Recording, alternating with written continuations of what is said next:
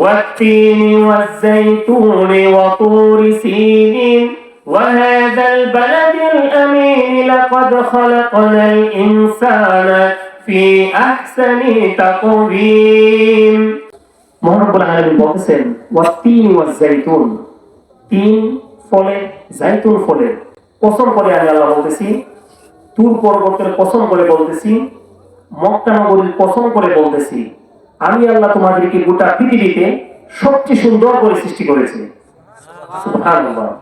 কিন্তু এত সুন্দর করে সৃষ্টি করার পর কোন মানুষের মধ্যে যদি একটা গুণ না থাকে, মহান রব্বুল আলামিন বলেন সুম্মা রাদাদনাহু আসফালা সাফিলিন, একটা গুণ যদি তোমাদের মধ্যে না থাকে তাহলে আমি আল্লাহ তোমাদেরকে একদম চরম পর্যায়ে নিকৃষ্ট লোকদের অন্তর্ভুক্ত করে দেব।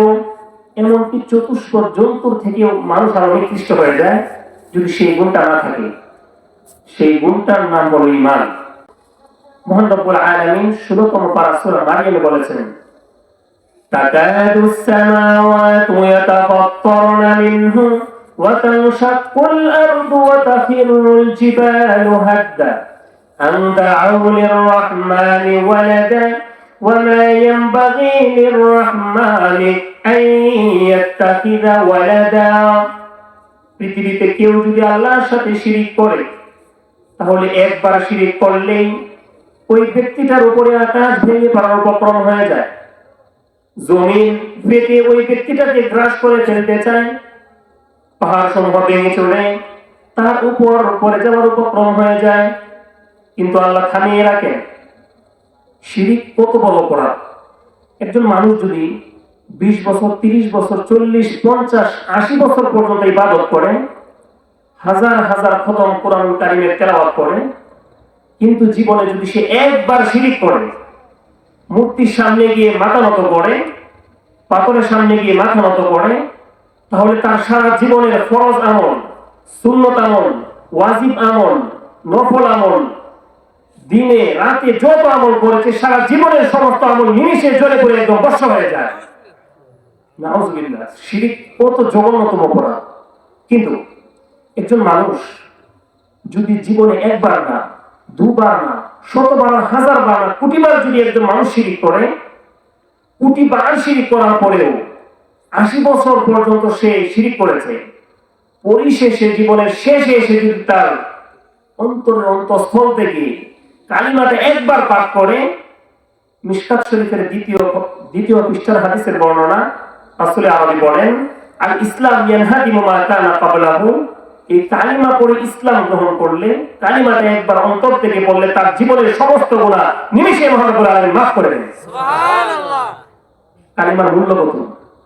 এই কালিমাটা যার মাধ্যমে পেয়েছে, এই কালিমা কোরআন এবং হাদিস যার মাধ্যমে পেয়েছে আল্লাহর কাছ থেকে, ওনার নাম সাইয়্যিদুল মুরসালিন রাহমাতুল লিল আলামিন শাফিউল মুজদিবিন জনাবে মুহাম্মদ সাল্লাল্লাহু আলাইহি ওয়াসাল্লাম। এই রাসূলকে ভালোবাসার দরকার আছে আমাদের। সাহাবায়ে কেরাম কিভাবে রাসূলকে ভালোবাসতেন, রাসূলের মাধ্যমে যে আমরা এত দামি একটা জিনিস পেয়েছি। এই কালিমাটা যদি এক পাল্লায় রাখা হয়, গোটা পৃথিবী মহাবিশ্ব যদি আরেক পাল্লায় রাখা হয়, কালিমার পাল্লাটাই ভারী হয়ে যাবে। আমাদের পাশের রাষ্ট্র ভারত, ভারতে তাবলীগ জামাত দিচ্ছে দিনের দাওয়াত নিয়ে, হিন্দুদেরকে গিয়ে দাওয়াত দিচ্ছে যে এই কালিমা যদি আপনারা পড়েন তাহলে আপনাদের জীবনের সমস্ত গুনাহ আল্লাহ মাফ করবেন। কালিমা যদি এক পাল্লায় রাখা হয় আর সব কিছু যদি আরেক পাল্লায় রাখা হয়, কালিমার পাল্লাটাই ভারী হয়ে যাবে।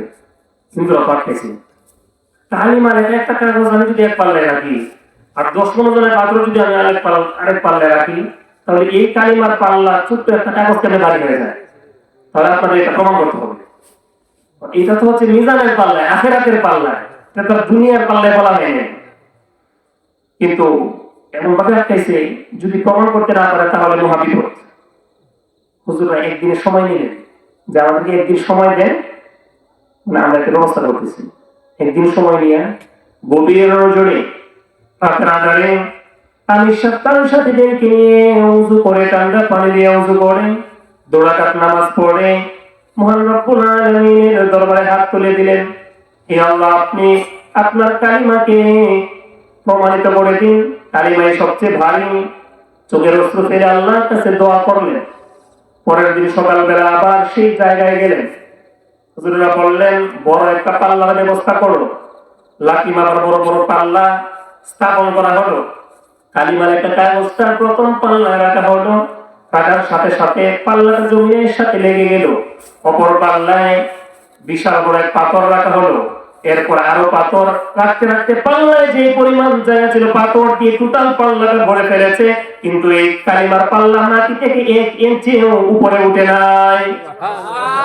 তখন সাথে যারা ছিল সবাই ইসলাম গ্রহণ করে ফেলেছে। কালিমার কথা, এই কালিমা যে রাসূলের মাধ্যমে আমরা পেয়েছি, ওই রাসূলকে ভালোবাসা প্রতিটা মুমিনের ঈমানের অপরিহার্য অংশ। হাদিসে রাসূল বলেছেন, লা ইউমিনু আহাদুকুম হাত্তা আকুনা আহাব্বা ইলাইহি মিন ওয়ালিদিহি ওয়া ওয়ালাদিহি ওয়ান নাসি আজমাইন।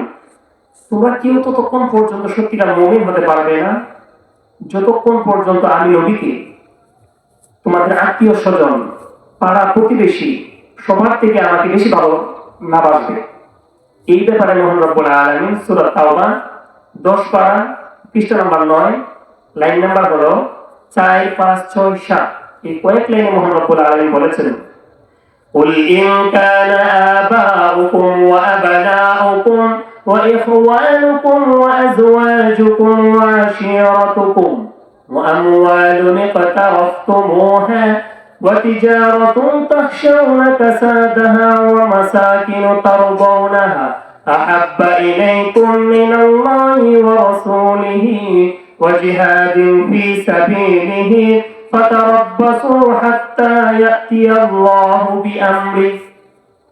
নবী, আপনি আপনার উম্মতদেরকে জানিয়ে দিন, তোমরা যদি আল্লাহ থেকে বেশি ভালোবাসো, রাসূলের থেকে বেশি ভালোবাসো, এমনকি আল্লাহর হুকুমে আল্লাহর রাস্তায় জিহাদ করা থেকে যদি বেশি ভালোবাসো কয়েকটা জিনিসকে, তাহলে তোমরা আল্লাহর আযাব আসার অপেক্ষা করতে থাকো।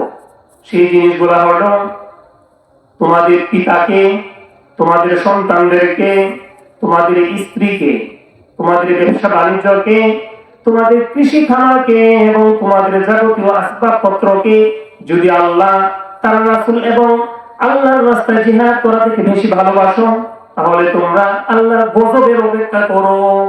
নাউযুবিল্লাহ। মুজাহিদ রাসূলকে, আল্লাহকে, আল্লাহর রাস্তায় আল্লাহ জীবন বিধান দুনিয়ার জমিনে বাস্তবায়ন করার জন্য যদি জীবন উৎসর্গ করতে হয়, ওই বিষয়টাকে ভালোবাসতে বলেছেন কে? মহান রব্বুল আলামিন। আমরা যদি মৃত্যুকে ভালোবাসি, শহীদ তামান্না যদি আমাদের থাকে, খালিদ ইবনুল ওয়ালিদ রাসূলের বিশিষ্ট সাহাবী, তৎকালীন সময়ে সুপার পাওয়ার রোমান সম্রাটের কাছে তিনি একটি পত্র লিখলেন। রাসূলের সেনাপতি ছিলেন। পত্রে লিখলেন, এই রোমান সম্রাট, আমি তোমাকে ইসলামের দিকে দাওয়াত দিচ্ছি, তুমি কালিমা পড়ে ফেলো। তুমি যদি কালিমা পড়ো, তুমি তোমার রাজত্ব শাসন করতে পারবে।